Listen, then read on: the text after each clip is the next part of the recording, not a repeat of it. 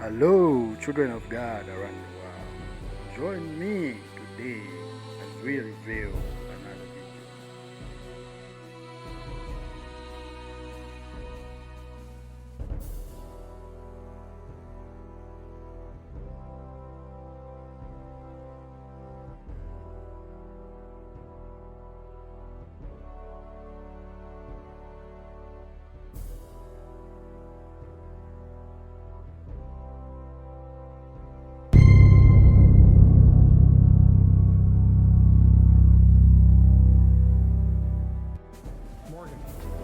Reverend Gabriele Amorth made headlines around the world recently when he said the devil was present in the Vatican.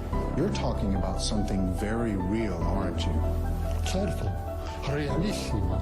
Dico, se credete al Vangelo, credete all'esistenza del demonio. Absolutely, very real. As to the devil's presence in the Vatican, he says that's no surprise. He once had to perform an exorcism on another exorcist. The first thing we need to do if we're going to find out if the devil is at the Vatican is take a tour underneath the Vatican. As we arrive underneath the Vatican, we see that it's laid out in a number of rooms marked by letters, as we can see in this aerial view map. Now we will be exploring some of the rooms in this map. Let's start off by looking in room C here. As we look into the room, we see that this is a mausoleum of Lucius Tullius Zethus. The Vatican goes on and explains that this room was used for offerings to the dead. We read, view of the north wall and mosaic floor. In the corners of the mosaic floor there are 8 marble squares with circular holes through which offerings to the dead were poured during the funeral rites carried out in the burial chamber. So here we have a room where offerings are done to the dead. That's pretty common in Catholicism. Now if we look in the next room, room E, so here in this room they have a vase which has the image of a Medusa. So here underneath the Vatican we have a Medusa. And we ask ourselves the question, this is a vase, yet it's kept underneath the Vatican. This could have easily been removed. If the Vatican was a holy church, you would think that they would have done this. You think underneath the Vatican they would have things that are sacred to Christ and not foreign gods, not idols and images of foreign gods. Now as we move down further to room H, here we see that this is the mausoleum that is one of the largest and most luxurious mausoleums underneath the Vatican of St. Peter's Basilica. It says that it was built at the beginning of the second half of the 2nd century during the reign of Emperor Marcus Aurelius and belonging to a freedman of the important Valeri family. And as we're in this mausoleum, we see that there's lots of idols from the old Roman Empire. We ask ourselves, why does Rome keep these idols down underneath St. Peter's Basilica? You would think if they were Christians, they would want to clean all this out. I can't imagine anybody who has a true church would keep idols in their churches, especially pagan idols. Where have we seen this before? It's a question I have to ask you. We see this also in Scripture, where God gives Ezekiel a vision of what was underneath the temple during his days. Ezekiel 8 verse 5, they said unto me, Son of man, lift thine eyes up now way toward the north.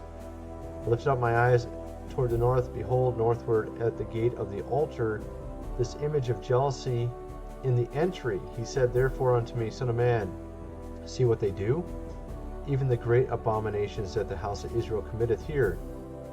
I should go far off from my sanctuary, but turn thee yet again, and thou shalt see greater abominations. He brought me to the door of the court. I looked in the hole of the wall.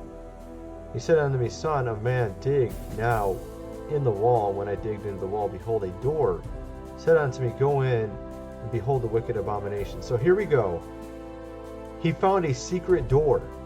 Okay, a secret door that was in a sense, underneath the temple. All right? And he would see greater abominations, sort of like what we see under the Vatican. So he dug into the wall, and he went in, and he saw, behold, every form of creeping things, abominable beasts, and the idols of the house of Israel portrayed upon the wall round about. Doesn't this sound very similar? And there stood 70 men of the ancients of the house of Israel. In the midst of them stood Jezaniah, the son of Shaphan, and with every man his censer in his hand, and a thick cloud of incense went up. Then he said unto me, Son of man, hast thou seen what the ancients of the house of Israel do in the dark, every man in the chambers of his imagery? Doesn't that sound familiar? So what do you think they do in these chambers under the Vatican? They worship these false gods, just like we saw in Ezekiel. Let's continue playing this here. Why is it protecting them? If it was a true church, it couldn't be doing it for the sake of art, especially with all the evil things that are happening in the Vatican. And as the priest earlier said, that evil does exist, the devil is real, as he admitted. But the hypocrisy of all of this is that they have all these evil images and idols underneath the Vatican of St. Peter's Basilica. We also see two figures of genuses with bat wings also portrayed on the walls. Again, this is supposed to be a holy church and a holy place. Now this is supposedly all there for many, many years. As we move into the next room, room I, the details of the mosaic floor with Mercury and Pluto's chariot, they go on and explain that this theme is an explicit reference to the overcoming of death and the return of the afterlife. They describe it as a splendid mosaic floor of Mercury is depicted carrying a caduceus with wings at his ankles, walking in front, and a chariot carrying Pluto and his wife Persephone. So here we have all these Roman gods underneath the Vatican, images of foreign gods. Well, as we move to the next room, we find out why they keep all these idols down there in these images. As we move to room U, here we find the shock of all shocks. Here on the wall, it says there is a depiction of Lucifer, that is, the light bearer, the morning star. On the opposite of the wall, there is a drawing of Vesper, the evening star, cosmic symbol of the human life cycle. We find out that when we get to room U, here we have a clear depiction of Lucifer underneath the Vatican at St. Peter's Basilica. We ask ourselves, why are they keeping this image of Lucifer underneath the Vatican? Again, you would think if you're a Christian church, you would not want to have any of these images. Now we know that. Now, I was going to mention also that I've seen numerous videos of people saying they were taken under the Vatican for some sort of strange cultic ritual. And usually there were children, the ones that report about this, they're children that are brought into these rooms.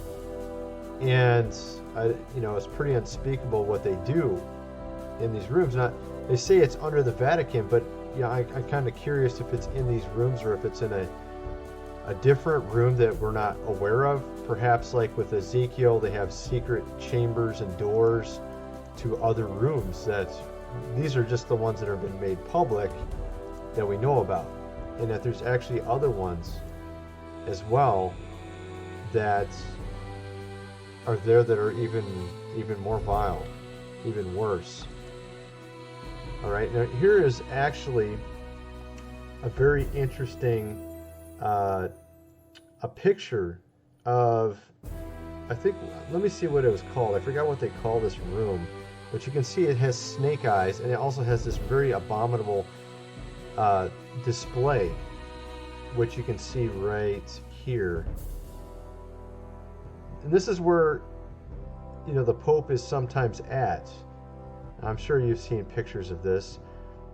I'm trying to remember what they call this room. He mentions it, I think right here, audience hall, that's what they call it. Paul VI Audience Hall is a building in Rome, seating capacity 6,300, designed 1971. And you would think if they have a room like this that, you know, they would want to glorify Christ, but instead what we have is some sort of fangs and eyes, reptilian skin. And this is why people say it's run by reptilians. And then you have this horrible display here in the background. Looks like dead souls in hell or something.